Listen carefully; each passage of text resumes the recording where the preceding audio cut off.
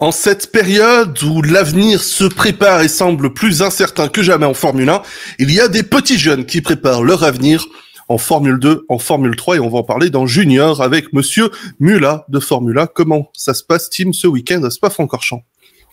Alors, ce week-end à Spa, c'est la rentrée pour nos juniors, pour la F2 et pour la F3. Depuis la Hongrie, tout le monde, que ce soit les pilotes, les équipes, les ingénieurs, les chefs d'équipe et nous, tout le monde a eu le temps de souffler, de se reposer et de décompresser un peu pour lancer la fin de la saison. 3 manches en 3 week-ends, comme en Formule 1, la F2 et la F3 vont avoir un mois de septembre très condensé.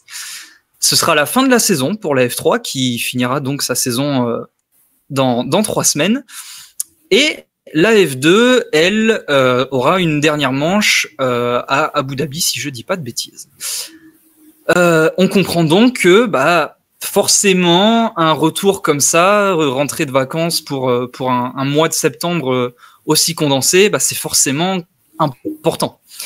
Très important. Surtout pour les prétendants au titre. Surtout pour nos prétendants au titre, nos francophones. Leclerc, Adjar, Martins en F3, Pourchaire en F2. Leclerc P20, Adjar P23, Martins P24 en F3. Pourchaire P8 en F2 quand Drogovic a fait la pole. Aïe. C'est des qualifs, c'est pas franchement grave. On va miser sur les courses. Et c'est... Oh non. C'est que le début des jeux de mots, pardon. Oh non. Oh, c'est pas vrai. Donc, on va miser sur les courses et c'est une bonne pioche en F3 parce que Leclerc et Adjar nous ont offert 2 très belles remontées. Ils ont fini respectivement P5 et P8. Leclerc P5, Adjar P8. 2 belles manœuvres, surtout pour Adjar qui s'est aventuré 2 fois à doubler dans le raidillon, ce qui m'a bien évidemment rendu raide. Pardon encore une fois, mais difficile de redescendre après une course aussi excitante que celle qu'on a eue.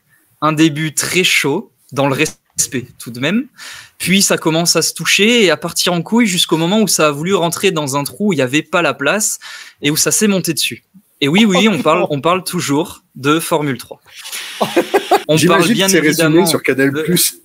Ça aurait un autre impact. D'ailleurs, si Canal est là, bien évidemment, moi je suis prêt à être con sur Canal, il n'y a aucun problème.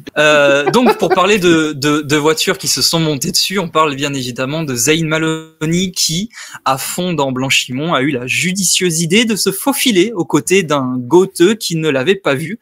Résultat, les 2 voitures partent à fond dans les pneus, Maloney percute le mur de front, se retourne, monte sur la voiture de Goethe. Heureusement, plus de peur que de mal, les 2 pilotes sont sortis seuls et entiers de leur voiture. C'est le plus important.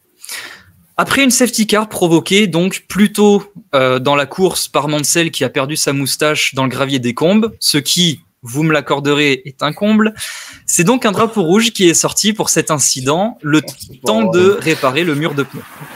Le temps pour nous donc de souffler, parce qu'il y a eu du grabuge, donc pour nous de souffler et de se préparer à la relance de cette course de F3. Une relance bien gérée par la moitié du field qui a su faire remonter la température, et on parle de pneus, mais l'autre moitié a complètement raté sa relance à cause de pneus trop froids. À la fin, c'est l'homme au sport, Oli Berman, qui remporte la course, qui marque de plutôt bons points au classement général. Une course intelligente, un premier tour de folie et 14 autres tours étaient joués faciles.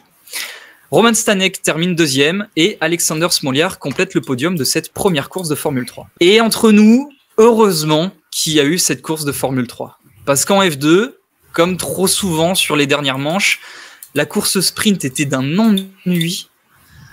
Dès le début, on sentait qu'il y avait une couille dans la jupilaire, avec Jehan Daruvala en pôle, mais obligé d'abandonner dès le tour de mise en grille pour un souci mécanique. Il a donc laissé 19 voitures s'aligner sur la grille de départ, et à Spa, j'ai pas envie de croire que c'est un simple hasard. Il aura tout de même fallu attendre le 11e tour pour que Sargent serve notre patrie après être parti se mettre dans le mur, tout seul comme un grand, tout seul comme un grand. Putain, mais c'est pas vrai. S'ensuit une partie de poker avec la moitié du field qui rentre au stand, l'autre moitié qui reste en piste. Un pari gagnant pour quelques-uns des pilotes, notamment pour Felipe Drugovich, qui termine 4e alors qu'il était 12e à la relance. Il termine devant Pourchaire, qui lui finit 6e, et qui d'ailleurs laisse passer une encore opportunité de reprendre des plutôt gros points aux Brésiliens. Derrière, un peu de bataille à la relance, notamment avec le local de l'étape qui a pu faire vibrer son public en doublant pour le gain de la 18e place. Une manœuvre si belle qu'elle aurait sa place dans le journal du hard belge, j'ai bien nommé le journal des Ardennes. Et en parlant d'Ardennes, magnifique transition pour parler de Tatiana Calderón, qui est de retour en F2 ce week-end. Bon, rien à signaler, si ce n'est une belle campagne de communication de tout l'univers de la F2. Heureux de revoir la Colombienne dans le paddock, et on ne parle pas d'une spécialité locale. C'est Liam Lawson. C'est Liam Lawson qui remporte la course sans trop de concurrence. Alors on ne sait pas si c'est dû au fait qu'il était toujours à bord de l'AlphaTauri testé en FP1 la veille, ou si c'est le fait que pendant la majeure partie de la course, le mec qui était deuxième, c'était Ralph Boschung. Toujours est-il qu'il gagne devant Jack Doohan et donc Ralph Boschung qui finit troisième. Comme souvent, pour ne pas dire toujours, c'est demain qu'on risque d'avoir le plus de spectacles. En Formule 3, on repart sur une formule identique avec des pilotes bien trop rapides pour le fond de grille, qui vont vite remonter dans un field qui n'a pas peur de se mettre des coups, quitte à ce que ça ruine leur course. En F2, les arrêts au stand devraient rendre l'exercice bien plus excitant qu'aujourd'hui, et sans trop se mouiller, je pense qu'on peut attendre une réaction de Pourchaire, toujours très à l'aise dans l'exercice de la course longue. Ce qui est sûr, messieurs, c'est que nous pourrons nous attendre à de très bonnes courses. Peut-être même à d'excellentes courses. Ce qui, vous me l'accorderez, en cette belge reprise, pourrait s'avérer être la source de notre bonheur. C'est Stéphane De Groot, c'est pas possible. Enlève ton masque. Non, mais... Je suis doux, ce connard-là. On peut rien faire. Hein. C'est illégal. Junior avec Formula. That's us.